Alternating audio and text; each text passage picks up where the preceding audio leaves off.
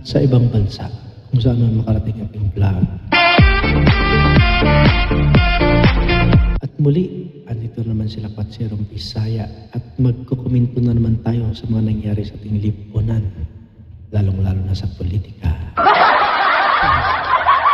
Sabi nga nila, galaman ng katawan, pero updated naman tayo sa mga nangyari sa ating lipunan, lalong-lalo na sa politika. So, ganun lang. Pitik-pitik lang tayo sa ating vlog. So, yun nga guys, wala nang intro-intro. Meron tayong nakitang isang article ng isang religious leader from Korea. At maganda ang kanyang sinabi. Akmang-akma sa mga nangyayari sa ating lipunan, lalong-lalo na sa ating bansa. Ito guys, tingnan natin. Basahin ko sa inyo. Ang sabi niya, in times of trouble, go back to the book, the foundation, and the three blessings. Drawing helped me so much during raw times. So, akmang-akma guys. Nung nabasa ko ito, nung nakita ko yung article ngayon, sabi ko, this is it, no? Kasi yung bansa natin, yung country natin, we are in chaos, no? Because of corruption, because of greediness ng ating mga political leaders sa ating bansa. Bilyon-bilyon, trilyon-trilyon ang ninakaw ng mga political leaders, ng mga magnanakaw na politiko sa ating bansa. So meron silang kakayahan na guluhin ang bansa natin. Walang mga konsensya.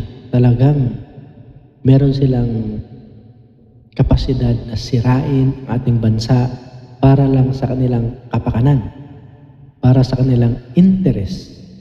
Kita nyo naman ngayon guys, di ba? Kung gaano nila ginugulo ang bansang Pilipinas. Nung nagkaroon ng Senate hearing, malapit nang matumpok ang mga mastermind ng corruption. Pero dahil nga pinaproteksyonan nila, ginugulo nila ang Blue Ribbon Committee. Hanggang sa marami mga umiiksina na mga bayad o mga ipal na politiko sa Senado at pinalitan yung chairmanship at nilihis ang mga kwento pagdating sa corruption sa ating bansa or pagdating sa mga mastermind ng corruption sa ating bansa. Hanggang sa marami ng mga pangalan na nadadrag na hindi natin ini-expect na madrag ang kanilang mga pangalan. So very clear na nililihis nila yung usapan. Nililihis nila yung sentro ng mastermind. No? Instead na papunta na doon, nililihis nila yung story. So ganun ka makapangyarihan yung mastermind sa pagnanakaw. Biruin mo pa naman, trilyon yung nawala sa kaba ng bayan. Of course, meron kang capacity na magbayad kahit ilang bilyon pa yan as long na hindi ka matatamaan. Hindi ka ang pinpoint sa corruption na nangyayari sa ating lipunan. Sabi nila, si Pangulong Marcos ang hero kasi siya nga ang voice out sa corruption sa ating bansa. Pero teka lang, nung pinirmahan ni Pangulong Bongbong Marcos ang GAA, nagreklamo na, maingay na si Congressman Ungab, si Pangulong Duterte dahil pinirmahan ni Bongbong Marcos ang BICAM report na blanco. So doon pa lang, si Pangulong Duterte at saka si Congressman Ungab, nag-iingay na sila. No? Nag-iingay na sila dahil sa unconstitutional na 2025 budget. So, si Bongbong Marcos hindi nakinig. Hinayaan niya lang. No? Hinayaan niya na mag-ingay hanggang sa nainis siguro siya at hinuli si Pangulong Duterte at pinadala sa ibang bansa. Until such time na dumating yung SONA niya at pinagmalaki niya ang kanyang mga achievement na 5,500 flood control project. Pero after ng kanyang SONA, pinakcheck siya ng langit at nagkaroon nga ng bagyo at nawas out at napatunayan at nagkabukuhan na wala palang flood control project. So ang mga tao ngayon, hinanapan siya ng flood control project. Ang sabi niya, saan ang mga flood control? Nandyan ang mga flood control, na-overwhelm lang. Andyan lang daw yung flood control, na-overwhelm lang. Panibagong palusot. Hanggang sa dumating yung mga ilang buwan, hinanapan siya, ang flood control project, sabi niya, andyan lang daw yung flood control, binangga lang daw ng barko. Ganon yung kanilang mga story. So, sa aking paningin, dahil siguro ganon ang kanyang sinasabi, dahil hindi pa sila kumuta. So, siguro, nung huling SONA niya, siguro na feel na nila o nakita na nila na putang-puta na sila, no? Kaya nag-declared siya, sabi niya, mahiya naman kayo. Siguro ginawa niya yan para two things kung bakit niya ginawa. Siguro, una, kumuta na sila. Na-reach na nila yung goal nila na trilyon ang kanilang nanakawin. Kaya time na niya na magsalita. Pangalawa, para siguro hindi siya sisi pagdating sa panahon. Kaya inunahan niya ng i-voice out ang mga korupsyon na nagaganap sa ating bansa. Na very obvious naman na sila ang may pakana. So, para hindi siya masisi, inunahan niya na. At sinabi niyang mahiya naman kayo. So, through that, yung kanya mga bayarang media, sinasabi na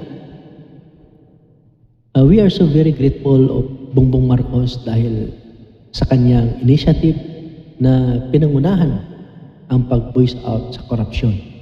So, nagiging bayani pa siya ang kalabasan. So, di ba? Yun yung mga kanila mga naratibo. Di ba? So, go back sa sinabi ni Reverend Moon na articles. So, napaka-connected sa ating lipunan. Kasi, yun nga, we are now in trouble, no? Maraming mga korupsyon, maraming mga individual na sakim sa kapangyarihan. Then, sabi niya doon sa articles niya, we should go back to the book and the three blessings. So ano yung mga three blessings na sinasabi ni Reverend Moon? Ito yun. Yan, kita nyo.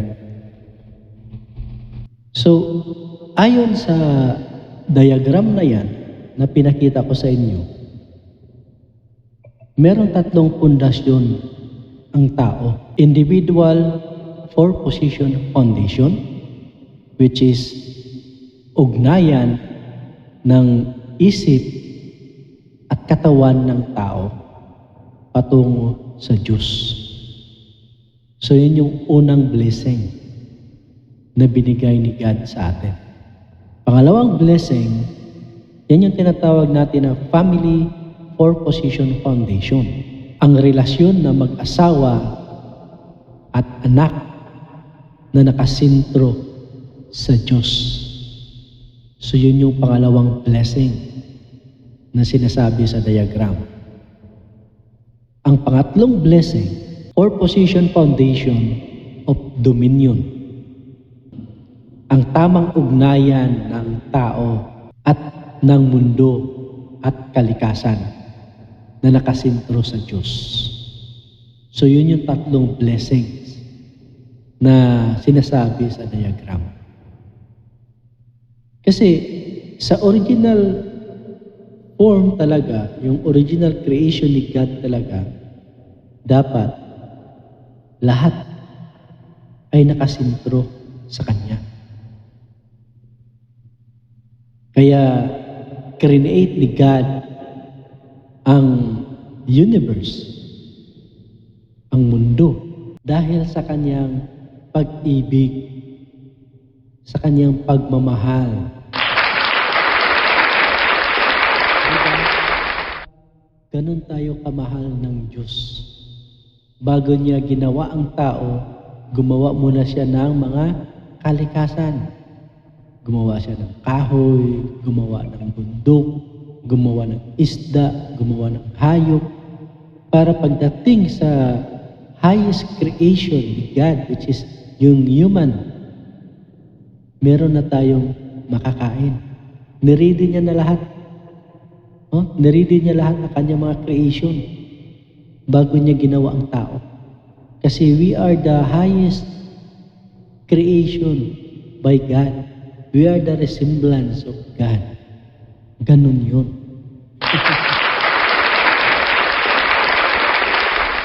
So supposed to be, yung mundo natin is ideal. Ideal. Kasi ideal ang Panginoon eh. Di ba? So pag ideal ang iyong magulang, anong mangyari sa mga anak? Dapat ideal din, di ba?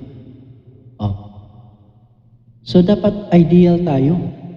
Kasi anak tayo ng Diyos eh. Pero bakit ano nangyari sa ating mundo? Bakit tayo nagkakagulo? Diba? So, akala nyo ba gusto ng Panginoon ang ganitong sitwasyon ng kanyang sanlibutan? Na nakikita niya ang kanyang mga anak na nahihirapan, nag-aaway, nagpapatayan dahil sa kasakiman? Hindi, di ba? Hindi ganon ang layunin ng Panginoon kung bakit ginawa niya ang mundo at ginawa niya ang tao. Di ba? Supposed to be, dapat tayo ay nagmamahalan. Tayo, dapat pinapangalagaan natin ang creation ni God, which is ito yung mga kakalikasan.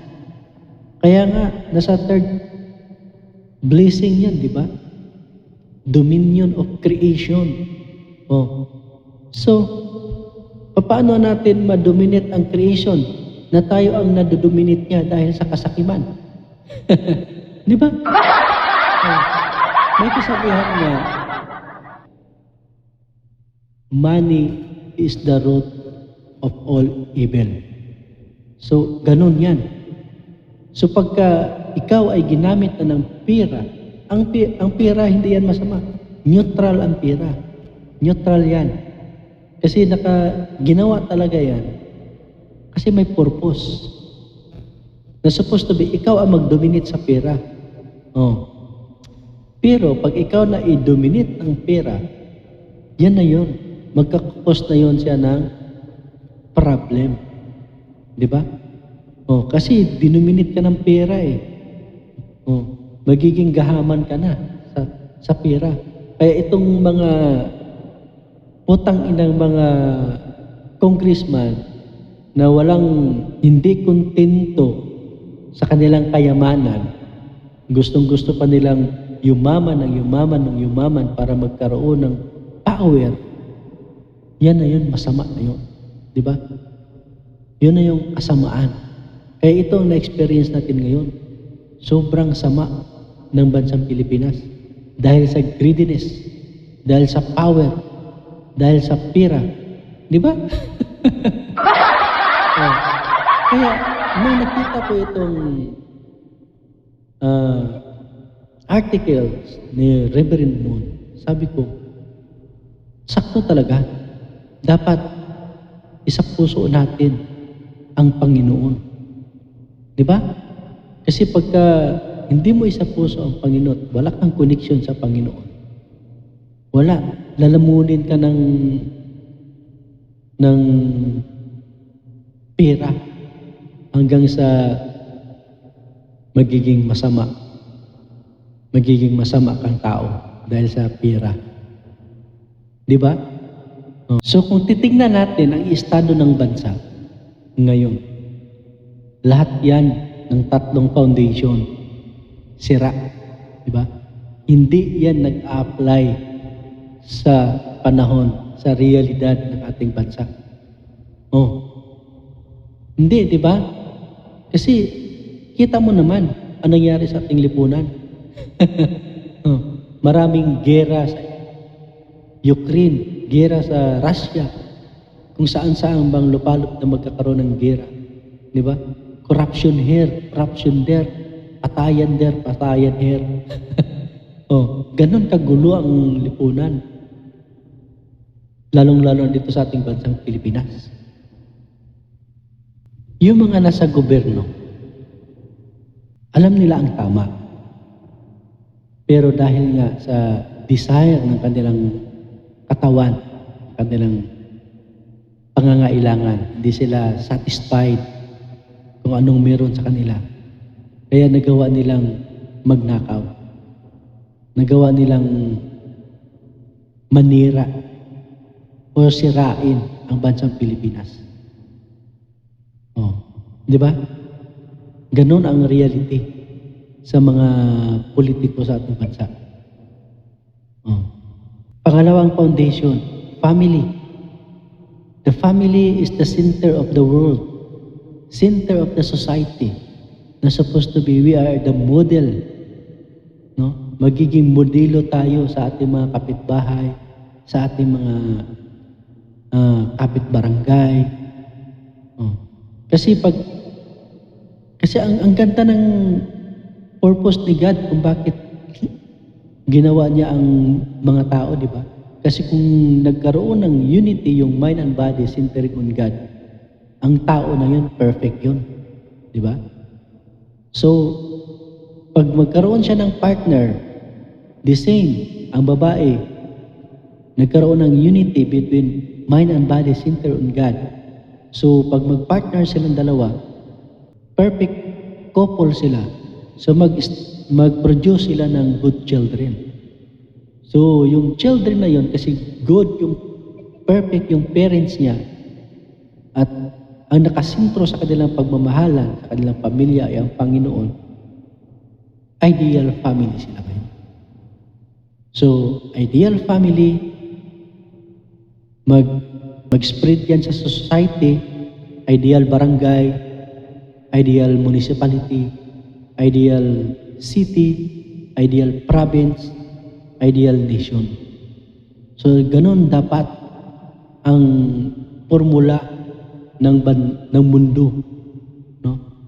Ganun ang formula, ganun ang gusto ni God na magkaroon ng ideal nation. Then, ideal world. So, kingdom of heaven. Di ba? But look at the reality. Ano nangyari? Kingdom of heaven ba? Wala, di ba?